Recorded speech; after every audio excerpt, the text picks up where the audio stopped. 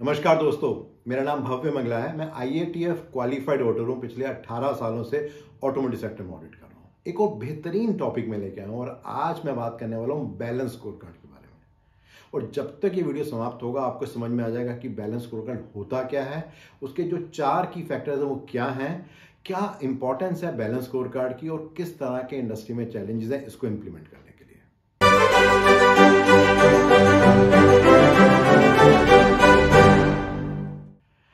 In general जब हम बात करते हैं अपनी लाइफ के बारे में और हम सोचते हैं कि हमें अपनी हेल्थ को इम्प्रूव करना है, ये हमारा एक ऑब्जेक्टिव है, तो उसको अचीव करने के लिए से फॉर एग्जांपल हम सोचते हैं कि हम 21 किलोमीटर या हाफ मैराथन दौड़ेंगे।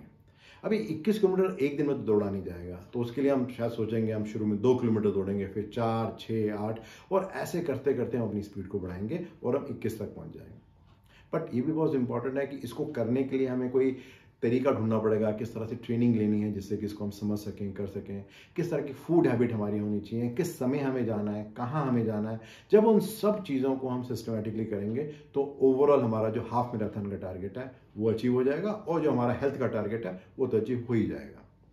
कुछ एग्जैक्टली इसी तरह से ही बैलेंस स्कोर कार्ड भी है, जहाँ पे इंटेंट यही है कि जो भी मैनेजमेंट की स्ट्रेटेजी है उसको किस तरीके से डिप्लॉय किया जाए कंपनी के अंदर जिससे कि उसका बेनिफिट लेकर जाए। पहले ऐसा होता था कि सिर्फ जो टॉप मैनेजमेंट है उसी के कुछ टारगेट होते थे और उसी को ही अचीव करने के लिए सारी कंपनी काम करती थी, लेकिन वो डाउन द लेवल परकोलेट नहीं होती थी। लेकिन जब बैलेंस कोड की बात हुई तो वहाँ उसका मेन इंटेंट ये था कि किस तरह से ऑर्गेनाइजेशन के आखिरी इंप्लॉय तक को हम इंगेज करें जिससे कि जो ओवरऑल हमारी स्ट्रेटेजी है उसको हम अचीव कर सकें।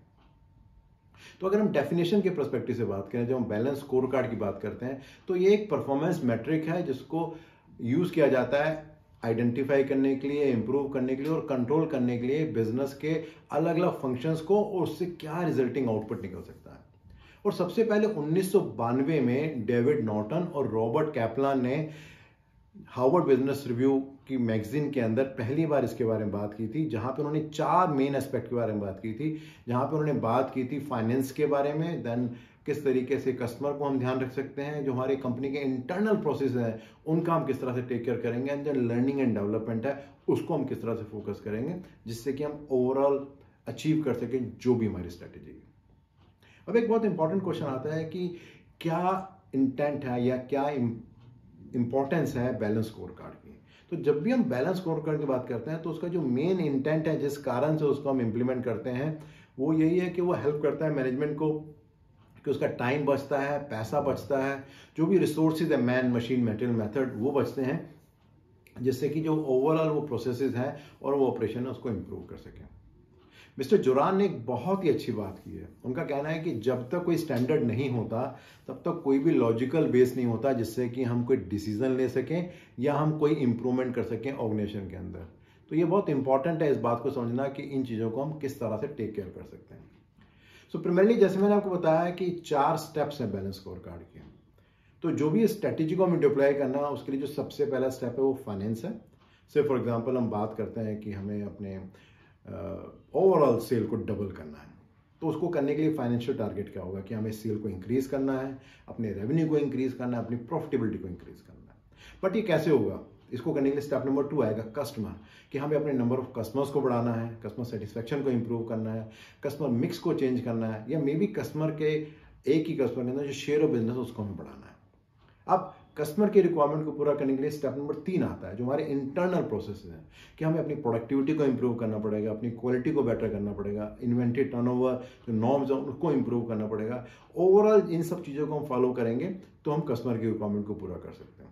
यहाँ पे चौथा स्टेप आता है लर्निंग एंड डेवलपमेंट, कि ये सब करने के लिए बहुत ज़रूरी है कि जो भी लोग काम कर रहे हैं, चाहे स्टाफ में है, वर्कर में है, वो कॉम्पिटेंट होने चाहिए, उनको हमें ट्रेनिंग देनी है, हमें उनकी इम्प्रूव करना है कि उनकी जो मोटिवेशन लेवल है, जो इन्वॉल्वमेंट है उसको हमें इम्प्रूव करना है। जब वो होगा तो ओवरऑल वो टारगेट अचीव होगा। और इसको समझने के लिए एक मॉडल का इस्तेमाल करते हैं कि किस तरीके से इसको इफेक्टिवली डिप्लॉय कर सकती है कोई भी ऑर्गेनाइजेशन।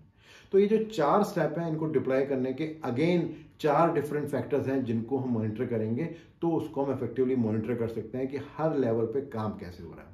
और वो 4 लेवल है ऑब्जेक्टिव्स, गोल्स, इंडिकेटर्स और इनिशिएटिव्स। तो मान के चलिए कि हम एग्जाम्पल लेके चलते हैं कि हमें ओवरऑल हमारा फाइनेंशियल पर्सपेक्टिव है कि हमें अपने रेवेन्यू को बढ़ाना है। अभी रेवेन्यू को बढ़ाना है तो उसका गोल क्या होगा? उसका गोल ये है कि हमें 10% अपना रेवेन्यू को इंक्रीज करना है। उसका इंडिकेटर क्या होगा? उसका इंडिकेटर होगा फाइनेंशियल स्टेटमेंट, जिससे हमें पता लगेगा क्या परफॉर्मेंस रही और उसके लिए क्या क्या इनिशिएटिव लेने पड़ेंगे। मे बी हमें कुछ क्रेडिट पॉलिसी चेंज करनी पड़ेगी, डिस्ट्रीब्यूटर्स को मोटिवेट करना पड़ेगा, जिससे कि एक काम हो। अब जो दूसरा लेवल आता है वो आता है कस्टमर पर्सपेक्टिव। वहां पे ऑब्जेक्टिव क्या है? वो हमारा ऑब्जेक्टिव है कि किस तरीके से हम अपनी एवरेज कस्टमर रेटिंग को इंप्रूव करें, क्योंकि रेटिंग इंप्रूव होगी तो शायद रेवेन्यू भी इंप्रूव होगा। उसका गोल क्या हो सकता है कि मे बी हम किस तरीके से इंश्योर करें कि जो भी हमारे कस्टमर है उनकी शेयर ऑफ बिजनेस बढ़े और हमारी वैल्यू से 5%, 10%, 15% और बढ़ जाए। उसका इंडिकेटर क्या हो सकता है? कितने इनवॉइसेज हैं जो हर सेल से बढ़ रहे हैं और उसमें कितनी वैल्यू आ रही है। और उसका इनिशिएटिव क्या होगा? उसका इनिशिएटिव करने के लिए बेसिकली हम अपने प्रोडक्ट मिक्स को इंप्रूव करेंगे, कोई नई डील देंगे जिससे कि वो टारगेट हमारा अचीव हो। देन उसके बाद आते हैं स्टेप नंबर 3, जहां पे हम बात करते हैं इंटरनल प्रोसेसेस की। यहाँ पे क्या हो सकता है? यहाँ पे बेसिकली हम कह सकते हैं कि हम कुछ ऐसा कर सकते हैं कि जिससे कि जो सेल्स चैनल है उसको हम कुछ ऐसी ऑफर दें जिससे कि वो टारगेट अचीव हो सके। उसका गोल क्या होगा? मे बी हम 30% न्यू सेल्स अपने नए चैनल से कर सकते हैं और उसका इंडिकेटर क्या होगा? मे बी कितनी सेल हुई पर चैनल और उसके लिए हम क्या टेली मार्केटिंग में कर सकते हैं, ऑनलाइन सेल में कर सकते हैं, वो एक एग्जाम्पल हो सकता है। और लास्ट में लर्निंग एंड डेवलपमेंट की जब बात करते हैं तो हम कहते हैं कि हमारी स्किल मैन पावर होनी चाहिए, सेल फोर्स होनी चाहिए। उसके लिए हमें ट्रेन करना है लोगों को 100%, जिससे कि वो उस टारगेट को अचीव कर सकें। उसका इंडिकेटर क्या होगा? हमने कितने सर्टिफिकेट इशू किए जिससे कि ये टारगेट अचीव हुआ।